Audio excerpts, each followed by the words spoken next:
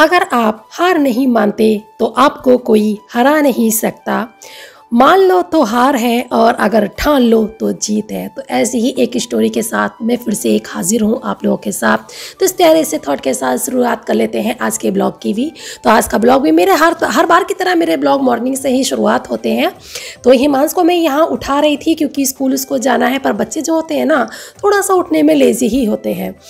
वो थोड़ा सा खिलवाड़ करता है तब वो जाके उठता है। तो एक स्टोरी जो है ना वो बहुत ही अच्छी स्टोरी है, तो मुझे लगा कि आपके साथ मुझे शेयर करना चाहिए। तो पता है, एक लेडी होती है जिसका नाम होता है पारो, और उसकी शादी हो जाती है। शादी के 1 साल बाद ही वो विधवा हो जाती है। उसे ये ना पता था कि 1 साल बाद ही मैं विधवा भी हो जाऊंगी। ये तो विधवा ही हुई थी, पर उसे ये भी नहीं पता था कि विधवा होने के बाद ससुराल वाले जो उसके साथ कहर ढाएंगे, जो ऐसा कहर जो दुनिया में शायद किसी औरत के साथ किसी भी ससुराल वालों ने ना ढाया हो। पता है, ससुराल वाले अत्याचार करते हैं, जुल्म करते हैं, घरेलू हिंसा करते हैं ना, तो एक औरत वो बर्दाश्त कर लेती है, पर जो पारो के साथ हुआ ना वो शायद कोई औरत बर्दाश्त ना कर पाए। तो अगर आपको पता चलेगा तो आपको भी बुरा लगेगा। अगर ऐसी ससुराल किसी को मिल जाए ना और वो उस औरत के साथ किसी औरत के साथ ऐसा करेंगे, तो वो कोई भी औरत ना पता अपनी ससुराल वालों को बद्दुआ ही देगी। मगर पारो ने फिर भी उन्हें बद्दुआ नहीं दी। वो विधवा हो जाती है। ससुराल वालों को लगता है अब तो ये हमारे सर का बोझ बन गई है, हमारे घर में खाएगी भी पिएगी भी, मुफ्त की रोटियां तोड़ेगी। तो उन लोगों ने पता है क्या काम किया, उसको सिर्फ 200 रुपये में एक वैश्यालय में बेच दिया। ये कहानी तब की है जब हमारा देश आज़ाद भी ना हुआ था। वैश्यालय में बेच दिया, मगर क्या करती, वो बेबस हो गई, लाचार हो गई। उस वैश्यालय में उसने अपने घुटने टेक दिए। वैश्यालय की ज़िंदगी आप लोग सब जानते हो कैसी होती है। जब पारो ने देखा कि यहाँ की ज़िंदगी बड़ी खतरनाक है, बड़ी दर्द भरी है, तो उसने सोचा कि इन औरतों के लिए मुझे अपने जीवन में कुछ ना कुछ तो करना ही है। वो ये जानती थी कि अगर मैं एक इज्जतदार ज़िंदगी जीकर इनके साथ कुछ करना चाहूँगी तो लोग मुझे इज्जत की नज़रों से नहीं देखेंगे, क्योंकि लोगों की नज़र में, समाज की नज़र में एक वैश्या हूँ मैं। सिर्फ वैश्या की नज़रों से ही मुझे देखेंगे। बाहर में जाऊंगी तो लोग मुझे खाने के लिए दौड़ेंगे, मेरे शरीर को ही नहीं मेरी आत्मा को भी नोच डालेंगे। तो उसने सोचा इस वैश्यालय में रह के ही मुझे कुछ करना है। उसने हिम्मत करी, कोशिश करी, उस वैश्यालय से भाग गई। और भागने के बाद पता वो कहाँ गई, दूसरे वैश्यालय में गई, जिस वैश्यालय का दूर दूर तक बहुत ज़्यादा नाम था। उस वैश्यालय में वहाँ गई, दूर दूर से लोग वहाँ उस वैश्यालय का नाम सुनकर आते थे। वो वहाँ गई, वहाँ पे जाके उसने बहुत सारी चीज़ें सीख कर आई, नाचना, गाना, बजाना, सब कुछ वो वहाँ से सीख के आई। और उसने आकर अपना एक वैश्यालय बनाया। वहाँ पे बहुत सारी औरतों को बेचा गया। उनके परिवार वाले, कभी कोई उनका पति या ससुराल वाले वहाँ उसको बेच के चले जाते थे औरतों को, मगर उन औरतों के साथ उसने कभी जुल्म नहीं करा। उनके साथ वो हमेशा प्यार से ही व्यवहार करती थी, क्योंकि वो जानती थी कि कोई भी औरत इस वैश्यालय में अपनी मर्जी से नहीं आती है। उसकी कुछ ना कुछ मजबूरी होती है जो वो यहाँ आती है और अपने घुटने टिका देती है। तो उसने सोचा कि मुझे कुछ ना कुछ तो करना ही है। पर जो पारो थी ना वो दबंग थी, उससे दूर दूर के लोग भी डरते थे। उस वैश्यालय को कोई बंद नहीं करा पाया, क्योंकि उसकी जो दबंगगिरी थी ना दूर दूर तक मशहूर थी।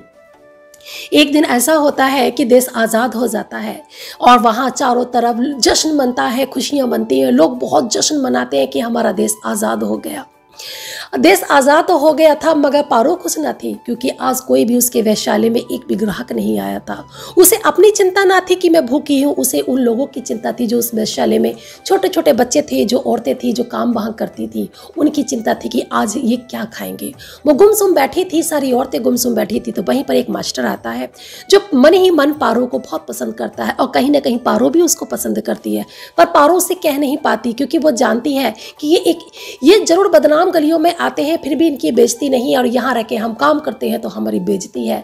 दोनों ही बराबर के हैं, मगर फिर भी बेइज्जती आने वाले की नहीं है, पर यहाँ काम करने वाले की बहुत ज़्यादा बेइज्जती होती है। उसे इज्जत की नज़रों से नहीं देखा जाता। तो मगर वो इसी वजह से उस मास्टर से अपनी मन की भावना कभी प्रकट नहीं कर पाती। तो वो मास्टर कहता है, क्या बात पारो, तुम गुमसुम सी क्यों बैठी हो, तुम्हें तो जश्न मनाना चाहिए, हमारा देश आज़ाद हो गया। उसने कहा, साहब मैं किस चीज़ का जश्न मनाऊं, किस चीज़ की आज़ादी मिली है मुझे, क्या दिया है इस देश ने मुझे कुछ नहीं दिया है जो मैं जश्न मनाऊं। मुझे तो फिर भी यही काम करना है, जो देश गुलाम था तब भी मैं यही काम कर रही थी, देश आज़ाद है तब भी मुझे ये काम करना है। अगर इस काम से मेरा पीछा छूट सकता है तो मैं जश्न मनाऊंगी, पर मैं क्यों जश्न मनाऊं? मेरे यहाँ के लोग भूखे हैं, प्यासे हैं, मैं जश्न मनाऊं? मैं जश्न नहीं मनाऊंगी। मगर कहीं ना कहीं उसको जो वो था मास्टर, उसकी बातें उसको अच्छी लगी, वो वहाँ से चला गया। उसी वैशाली में एक औरत होती है जिसका नाम होता है गुलाबो। गुलाबो भी मास्टर को पसंद करती है और गुलाबो एक बार चिट्ठी लिखती है मास्टर के लिए, पर वो तकिए के नीचे छिपा रही होती है और पारो उसको देख लेती है। पारो उससे पूछती है, गुलाबो तुम क्या छिपा रही हो? तो वो कहती है कुछ नहीं है। मगर पारो से वो चिट्ठी छीन लेती है और पढ़ लेती है। तो उसे लगता है कि तुम मास्टर को पसंद करती हो। तो वो कहती है हाँ। तो उसने कहा ठीक है, मैं मास्टर से बात करके देखती हूँ। फिर पारो मास्टर से बात करती है। मन मास्टर से डायरेक्ट बात नहीं करती, पहले उसके मन को टटोलती है कि वो कैसा है। पर मन को टटोलने के बाद पता चलता है कि मास्टर तो उन सबका फ़ायदा उठा रहा था। हेलो एवरीवन, कैसे आप सब? आशा करती हूँ सब अच्छे होंगे, मस्त होंगे, मज़े में होंगे। तो मैं बबली आप सबका आपके अपने चैनल हिमांशी ब्लॉग में तहे दिल से वेलकम करती हूँ। तो मैं आई हूँ छत पर, क्योंकि अभी मैंने जस्ट खाना खाया तो ठंड सी लग रही थी, तो 2 मिनट के लिए आई हूँ, ज़्यादा देर के लिए नहीं, क्योंकि धूप बहुत तेज़ है। इतनी तेज़ धूप में तो बैठा नहीं जाएगा और हिमांशी नीचे अकेला बैठा हुआ है। तो मैं भी थोड़ी देर में ही जाऊंगी नीचे, और कपड़े भी लगभग सूख चुके हैं, कपड़े भी लेके चली जाऊंगी। और हिमांशी को भी खाना पीना खा लिया। पता नहीं क्यों, वैसे इतनी तो गर्मी ठंड नहीं है, पर खाना खाने के बाद ना हल्की सी ठंड लगती ही है। अब स्वेटर भी नहीं पहना जा रहा और धूप में भी ज़्यादा देर बैठा नहीं जा रहा। अभी भी मैं बैठी भी हूँ ना धूप में, तो कपड़ों की आड़ में ही बैठी हुई हूँ। धूप में बिल्कुल नहीं बैठा जाएगा, 2 मिनट भी नहीं बैठा जाएगा। बहुत ही तेज़ धूप है और धूप के साथ जो हवा चल रही है ना, बहुत तेज़ हवा चल रही है।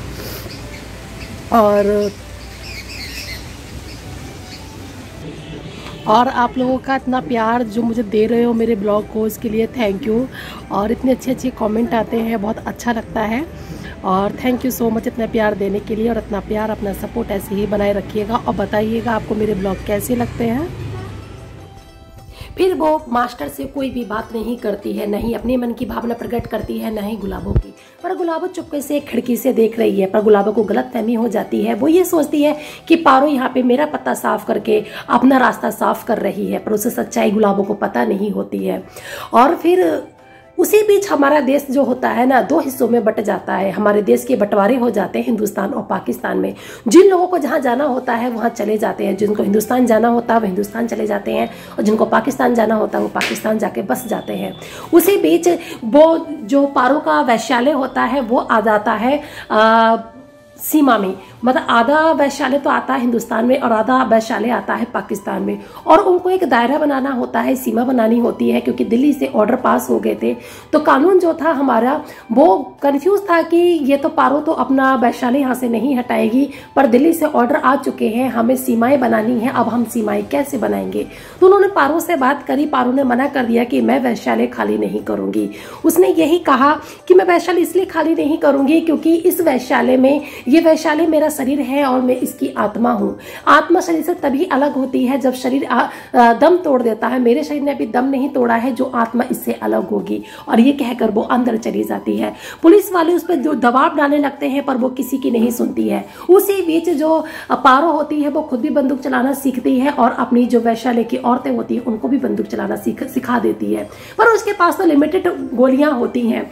तो पुलिस वाले जो होते हैं, जो कानून के संरक्षक जो होते हैं, वो वहां पे जाके छावनी डाल लेते हैं। पारो के जो वैश्यालय होता है उसके बाहर उसको फिर से धमकी देते हैं, पर वो नहीं मानती है। वो लोग उस पर बहुत ज्यादा उसको टॉर्चर करते हैं कि तुम्हें ये वैश्यालय खाली करना होगा, हमारी बात मान जाओ, पर वो किसी की बात नहीं सुनती है।